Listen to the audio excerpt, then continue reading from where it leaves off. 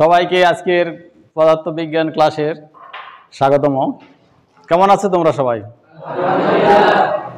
আচ্ছা, আজকের তোমাদের পাঠে আমরা মনোযোগ নিবেশ করি। আমার পরিচয়, আমি মোহাম্মদ লুৎফর রহমান, প্রধান শিক্ষক, সাইপাড়া উচ্চ বিদ্যালয়, বাগমারা, রাজশাহী। তোমাদের আজকের প্রথম অধ্যায়ের ক্লাস আমি নিব। একটু আমি যেগুলো জিজ্ঞেস করবো তোমরা একটু উত্তর দিও।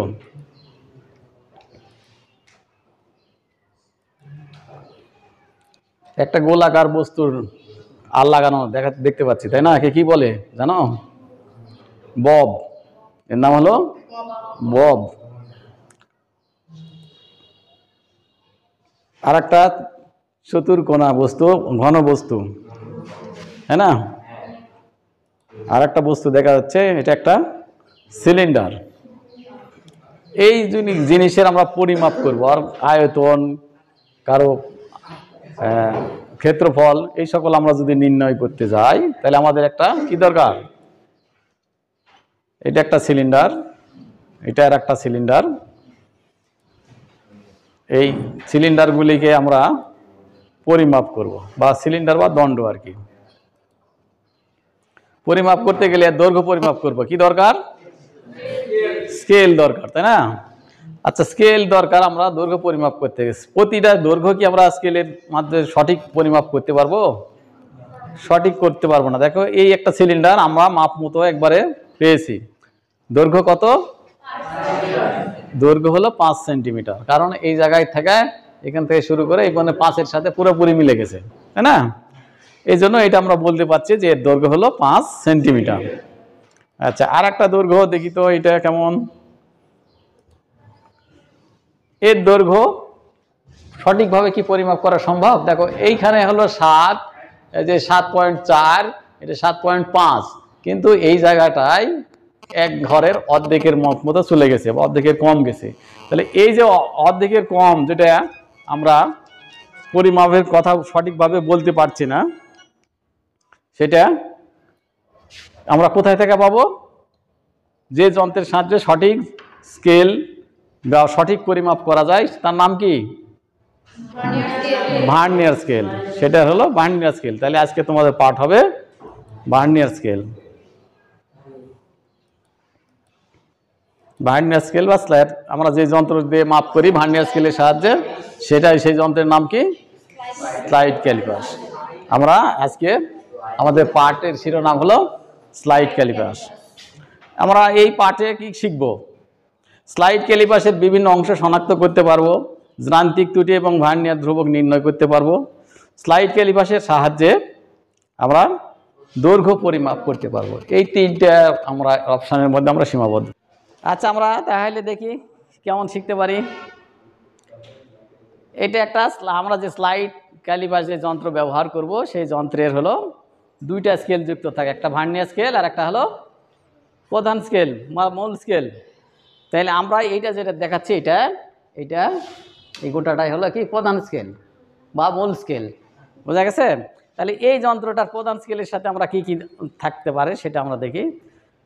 এইটা প্রধান স্কেলের কি? শূন্য দাগ। প্রধান স্কেলের শূন্য দাগ, শূন্য দাগ। এই হলো ভার্নিয়ার স্কেল। এটা হলো ভার্নিয়ার স্কেল। ভার্নিয়ার স্কেলেরও শূন্য দাগ আছে, এই যে এটা হলো শূন্য দাগ। আচ্ছা, দেখো, ভার্নিয়ার স্কেলের শূন্য দাগ। এই দুইটা যন্ত্রকে একত্রিত করে, প্রধান স্কেল এবং ভার্নিয়ার স্কেল একত্রিত করে আমরা কি পাবো? Slide callipers. দেখো কিভাবে যুক্ত করা আছে।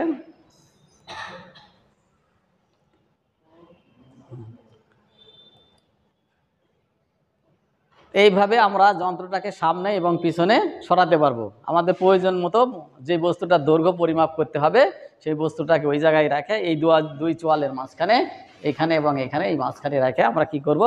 আমরা এটাকে সামনে এবং পিছনে সরাতে পারবো এইভাবে। আচ্ছা, এখন আমরা প্রধান স্কেলের দেখো, এখানে শূন্য থাকে, এখানে 10টা ভাগে ভাগ আছে। এইখান থেকে এইখানে হলো কি? 1 সেন্টিমিটার। 1 সেন্টিমিটারে মিলিমিটারে দাগ কাটা আছে। বোঝা গেছে? তাহলে প্রতিটা ঘরের দৈর্ঘ্য, ছোট ঘরের দৈর্ঘ্য কত? 1 মিলিমিটার। এইখানে তাহলে 1 সেন্টিমিটার সমান কত? 10 মিলিমিটার। 10 মিলিমিটার আমাদের ওইখানে ঘরের দৈর্ঘ্য। তাহলে প্রধান স্কেলের ক্ষুদ্রতম এক ভাগের দৈর্ঘ্য কত? 1 মিলিমিটার। আর যদি এইটাকে আমরা যদি এংসিতে দাগ কাটি, অর্থাৎ আমাদের আগে যে এফপিএস পদ্ধতি, এফপিএস এর পদ্ধতিতে দাগ কাটা আছে এই ধার দিয়ে, এটাকে বোঝা গেছে। আমরা তো এখন সিজিএস পদ্ধতিতে শিখব অথবা এসআই পদ্ধতিতে যখন যাব, তা যেহেতু আমরা ক্ষুদ্র জিনিস পরিমাপ করব, এই জন্য সিজিএস পদ্ধতিতে আমরা কাজ করব। আমরা এখন এই যন্ত্রগুলার বিভিন্ন অংশ দেখি। দেখো আমি একে একে যন্ত্রগুলা বলছি। দেখো এটা প্রধান স্কেলের কি ঊর্ধ্ব চোয়াল, প্রধান স্কেলের এটা হলো নিম্ন চোয়াল, এটা ঊর্ধ্ব চোয়াল, এটা নিম্ন চোয়াল। ভার্নিয়ার স্কেলের এটা নিম্ন চোয়াল, এটা ভার্নিয়ার স্কেলের হলো ঊর্ধ্ব চোয়াল। আর এটা হলো স্লাইডার, মানে এটাকে সামনে পিছনে করা যায়, এটা সাহায্যে সামনে পিছনে করা যায়। আর এই যে ইস্পাতের একটা ইস্পাতের দণ্ড সাথে যুক্ত থাকে এই জিনিসটা, ভার্নিয়ার স্কেলটা। বোঝা গেছে?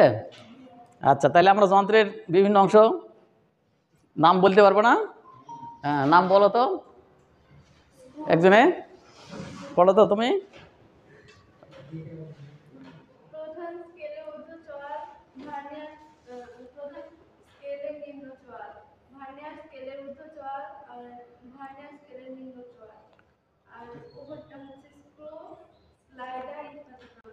আচ্ছা, এইগুলি কি এই যন্ত্রের বিভিন্ন অংশ, বিভিন্ন অংশ। তাহলে আমরা যেটা মানে প্রথমে বলেছিলাম যে আমরা যে শিখন ফলের মধ্যে কি বলেছি, স্লাইড ক্যালিপাসের বিভিন্ন অংশের নাম বলতে পারবে নাকি? তাহলে এটা শেখা গেল তো নাকি? তাহলে স্লাইড ক্যালিপাসের বিভিন্ন অংশ। আচ্ছা, স্লাইড ক্যালিপাসের যান্ত্রিক ত্রুটি আমরা নির্ণয় করি। একটা স্লাইড ক্যালিপাস,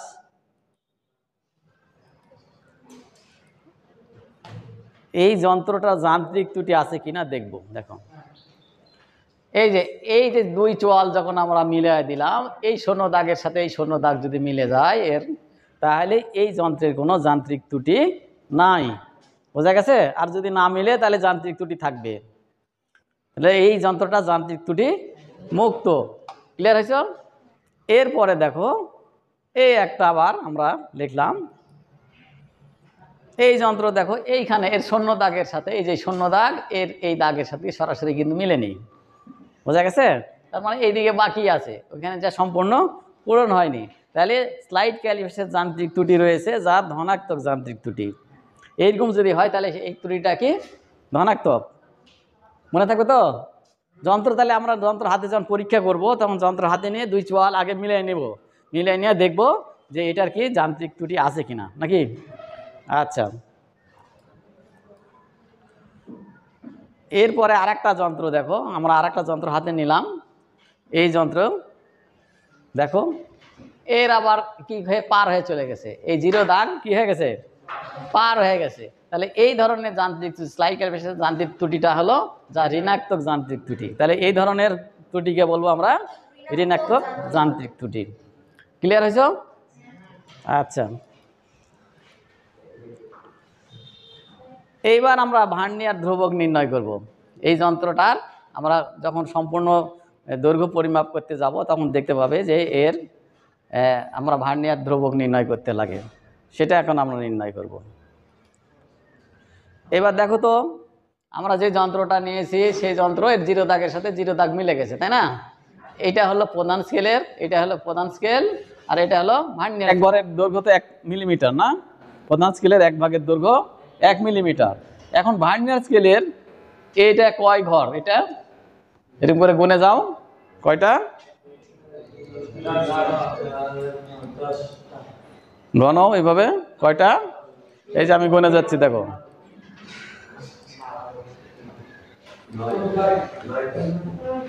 কয়টা ঘর, 10টা।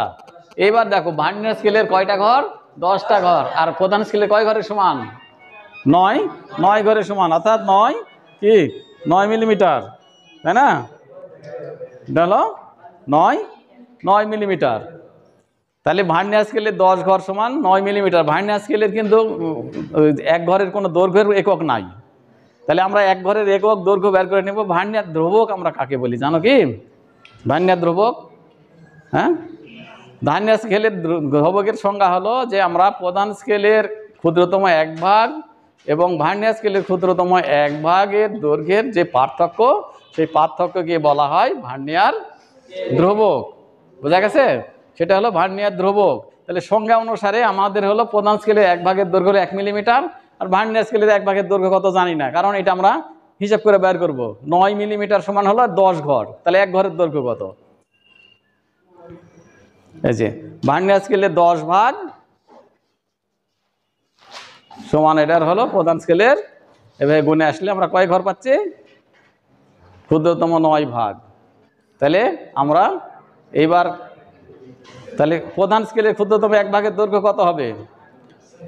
9 মিলিমিটার, 1 মিলিমিটার বলেছি না প্রধান স্কেলে 1 ভাগের দৈর্ঘ্য, আর ভার্নিয়ার স্কেলের ক্ষুদ্রতম 1 ভাগের দৈর্ঘ্য তাহলে কত হবে? 9 দিয়ে 10কে ভাগ, 9কে 10 দ্বারা ভাগ করা লাগবে, কারণ 10 ঘর সমান হলো 9 মিলিমিটার। তাহলে 1 ভাগ সমান কত? 9কে 10 দ্বারা যদি ভাগ করি তাহলে আমরা কত পাবো? 9.9 0.9 মিলিমিটার। ক্লিয়ার হয়েছে বা?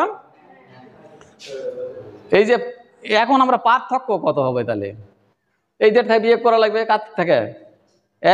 1 থেকে আমরা এই 0.9কে যদি বিয়োগ করি তাহলে যেটা পাবো সেটাই হলো ভার্নিয়ার ধ্রুবক, তাই না? এইটা হলো তোমার আমার সংজ্ঞা অনুসারে, কিন্তু গাণিতিক সূত্র অনুসারেও লেখা যায়। এই যে পার্থক্য দেখো কত আসলো, এটা পাইলাম আমরা কত বিয়োগ করলে, এই যে এখান থেকে বিয়োগ করলাম, বিয়োগ করে পাচ্ছি আমরা 0.01 সেন্টিমিটার, আর মিলিমিটারে করলে 0.1 মিলিমিটার। এখন সেন্টিমিটার মধ্যে 10 দ্বারা ভাগ করা হয়েছে, ভাগ করলে এটা পাওয়া যায়। আবার আমরা বিকল্প পদ্ধতি, এটা হলো বিকল্প পদ্ধতিতে কি, এটা একটা সূত্র, এতে এখানে কি প্রধান স্কেলের ক্ষুদ্রতম 1 ভাগের দৈর্ঘ্য হলো S, এবং ভার্নিয়ার স্কেলের মোট ভাগ সংখ্যা কত? 10 পাইছি, তাই না? 9, এটা যদি n হয় তাহলে ভার্নিয়ার ধ্রুবক হবে S/n, অর্থাৎ 1/10 মিলিমিটার। এই জায়গায় এই পেয়ে গেল। তাহলে এটা আর মিল হলো না? দেখো তো মিল হয়েছে? তাহলে এটাকে সেন্টিমিটার আবার 10 দ্বারা ভাগ করলে সেন্টিমিটার পেয়ে যাবো। তাহলে আমরা এইভাবে বার করতে পারি, আমরা এইভাবেও বার করতে পারি ভার্নিয়ার ধ্রুবক। ঠিক আছে? আচ্ছা, প্রধান স্কেলের পার্ট এবং ভার্নিয়ার স্কেলের পার্টের এরপর সমপাতন এবং দৈর্ঘ্য নির্ণয়ের সূত্র আমরা কিভাবে করব দেখো। আমরা আবার গণি এইভাবে, এইখানে দেখো একটা বস্তু, এটার আমরা দৈর্ঘ্য নির্ণয় করব। এটার কি করব? দৈর্ঘ্য নির্ণয় করব। এই দৈর্ঘ্যটা দেখো প্রধান স্কেলের, এই যে এটা পাওয়া গেছে, এটা পাওয়া গেছে, তাই না? তাহলে আমার প্রধান স্কেলের ঘর সংখ্যা এটা বাড়া গেছে কত? 2, এটা 2.1, এটা 2.2, কিন্তু 2.2 আমাকে কভার করেনি, ও কি করেছে? এইখানে আসছে, অর্থাৎ আমাদের প্রধান স্কেলের পার্ট হবে 2.1। বোঝা গেছে? এইভাবে ওই যে ওখানে যাও, সমপাতন আমরা বের করবো। তাহলে ভার্নিয়ার স্কেলের সমপাতন টাকা আমরা কি পাবো দেখো, এর যে কোনো একটা দাগ, এই প্রধান স্কেলের একটা দাগের সাথে ভার্নিয়ার স্কেলের একটা দাগ সমানভাবে মিলে গেছে। কোন দাগটা মিলেছে মনে হচ্ছে দেখো তো, কোনটা মিলেছে? 6 অথবা 5, তাই না? এই 6 আর 5-এর মধ্যে তেমন ব্যবধান হবে না, 5 অথবা 6 মিলে গেছে সম্পূর্ণভাবে। এটাই হবে ভার্নিয়ার সমপাতন, এই নাম্বারটাই, অর্থাৎ যে এখান থেকে 0 থেকে শুরু করে কত নম্বর দাগ পর্যন্ত মিলে গেছে, সম্পূর্ণভাবে পুরোপুরি মিলে গেছে, যেটা মিলে যাবে যে ঘরটা, সেটাই হবে ভার্নিয়ার সমপাতন। ক্লিয়ার হয়েছে?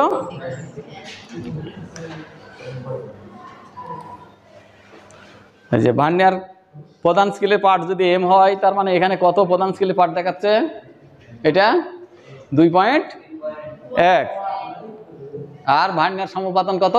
5 বা 6 বলেছে, 5-এর সাথে এখানে দেখানো হয়েছে 5, তাই না? ভার্নিয়ার সমপাতন হলো 5, অতএব ভার্নিয়ার সমপাতনকে ভি দ্বারা প্রকাশ করা হয়, আর ভার্নিয়ার ধ্রুবক হলো VC। আর স্লাইড ক্যালিপারের যান্ত্রিক ত্রুটি যদি ই হয়, তাহলে আমাদের দৈর্ঘ্য নির্ণয়ের সূত্র, এর দৈর্ঘ্যটা হবে কত? m + v গুণন VC minus plus minus E. ইটা প্লাস মাইনাস, আমি 2 ধরনের যান্ত্রিক ত্রুটিতে পাইছি না, আমরা 2 ধরনের যান্ত্রিক ত্রুটি পাইছি, একটা হলো ঋণাত্মক আর একটা হলো ধনাত্মক। তো এই জন্য প্লাস মাইনাস এখানে দেওয়া আছে, ই এর মান প্লাসও পেতে পারি মাইনাস হতে পারে। যদি আমরা শূন্য পাই শূন্য বসায় দেবো, তাহলে সমস্যা নেই, অর্থাৎ যান্ত্রিক ত্রুটি যদি না থাকে। ক্লিয়ার হয়েছে এবার? আচ্ছা, এখন আমরা দেখি একটা যন্ত্র নিই এবং পরিমাপ করে দেখি। এ দেখো তো এর যান্ত্রিক ত্রুটি আছে? এই যন্ত্রের যান্ত্রিক ত্রুটি নাই, তাই না? তাহলে এর মান কত হবে? এর মান কত? যান্ত্রিক ত্রুটি সমান শূন্য, তাই না? এখানে যান্ত্রিক ত্রুটি নাই। আচ্ছা, এই যন্ত্রটা আমরা নিলাম যার যান্ত্রিক ত্রুটি মুক্ত, এখানে সমান হলো শূন্য। এইবার আমরা একটা বস্তু নিই, পরিমাপ করি।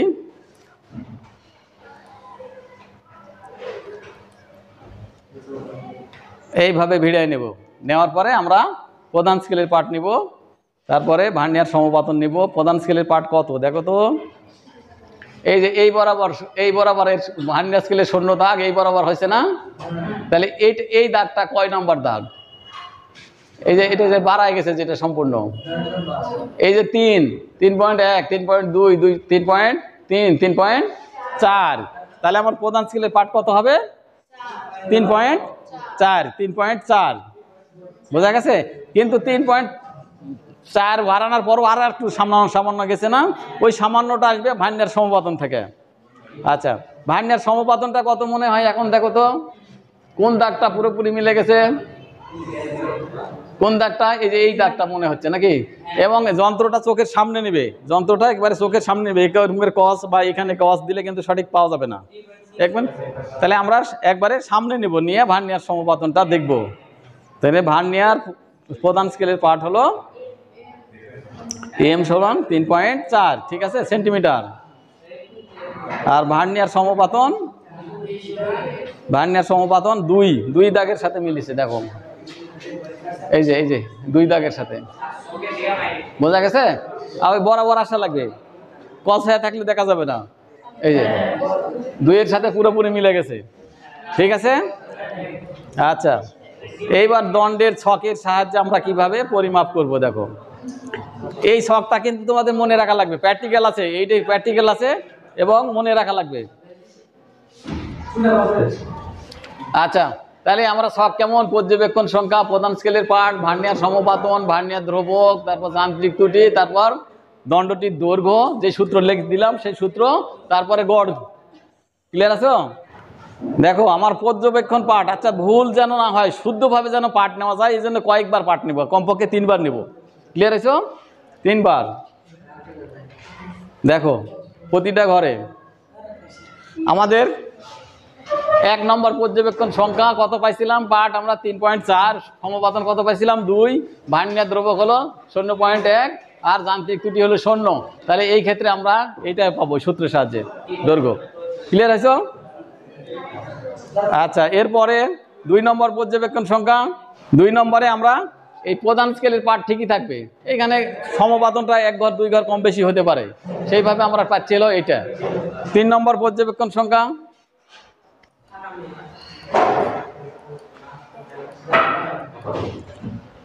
এইখানে ভার্নিয়ার সমপাতন হলো, আবার আমরা কত পাইছি? 2 পাইছি। আর প্রধান স্কেলের পার্টে কিন্তু পরিবর্তন হয় না। বোঝা গেছে? এটা যা আছে তাই। সেই ক্ষেত্রে আমরা এখানে কত হলো? 3.242। এখন এই 3টা যোগ করে 3 দ্বারা ভাগ করব, তাহলে গড় পার্ট পাবো। বোঝা গেছে? এই 3টা কি করব? গড় ভাগ করতে আমরা কি করি? সবগুলা মোটগুলোকে যোগ করে ওই সংখ্যা দ্বারা ভাগ, তাই না? তো এই যে 3টাকে আমরা যোগ করব, যোগ করে গড় 3 দ্বারা ভাগ করলে যেটা হবে সেটা হলো এই জায়গায় লিখবো গড় পার্ট। গড় পার্ট হবে 3.423। এই ছকের সাহায্যে আমরা কি করব? কোনো বস্তুর সঠিক দৈর্ঘ্য পরিমাপ করব। পারা যাবে না? আচ্ছা দেখি, তাহলে এইবার এই ছক, এই কাজটা তোমরা করো দেখি। এইভাবে এই যে এই যন্ত্র, এখন আমরা আর একটা বস্তু নিছি, এই যে বস্তু নিছি, সেই ক্ষেত্রে আমার এটি হবে, এই দাগ হবে, এইটা হবে তোমার কি? প্রধান স্কেলের পার্ট 2.1। পারা যাবে না এখন? আচ্ছা, তোমাদের তাহলে এইটা কাজ একটু করো। এইবার মূল্যায়ন আমার পড়ানো শেষ, তোমাদের দলীয় কাজ দিলাম। এবারে আমরা দেখি প্রশ্ন। সাইড ক্যালিপাসে ভার্নিয়ার ধ্রুবক বলতে কি বোঝো? ভার্নিয়ার ধ্রুবকের সংজ্ঞা দিয়েছি না? এই যে উত্তর দেখে নাও। বলো তো। প্রধান স্কেলের ক্ষুদ্রতম এক ভাগের দৈর্ঘ্য ও ভার্নিয়ার স্কেলের ক্ষুদ্রতম এক ভাগের দৈর্ঘ্যের পার্থক্যকে ভার্নিয়ার ধ্রুবক বলে। আচ্ছা, ক্লিয়ার হয়েছে এবার? আচ্ছা, আর একটা প্রশ্ন, যান্ত্রিক ত্রুটি কি? যান্ত্রিক ত্রুটি কি বলো তো, তুমি পড়ো, বলো তো কি? প্রধান ও ভার্নিয়ার স্কেলের শূন্য দাগ দুটি পরস্পরের সাথে মিলনে তাকে শূন্য ত্রুটি বলে। হ্যাঁ, মিললে তাকে শূন্য ত্রুটি বলে, তাই না? শূন্য যান্ত্রিক ত্রুটি কি? এটা হলো যান্ত্রিক ত্রুটির মধ্যে শূন্য যান্ত্রিক ত্রুটি কি। ধন্যবাদ, বসো। বস্তুর দৈর্ঘ্য পরিমাপ করার গাণিতিক সূত্র কি? গাণিতিক সূত্র কি?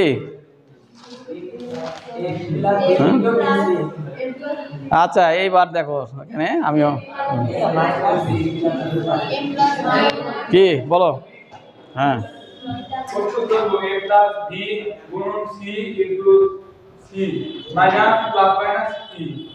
আচ্ছা, ধন্যবাদ। ঠিক আছে, বসো।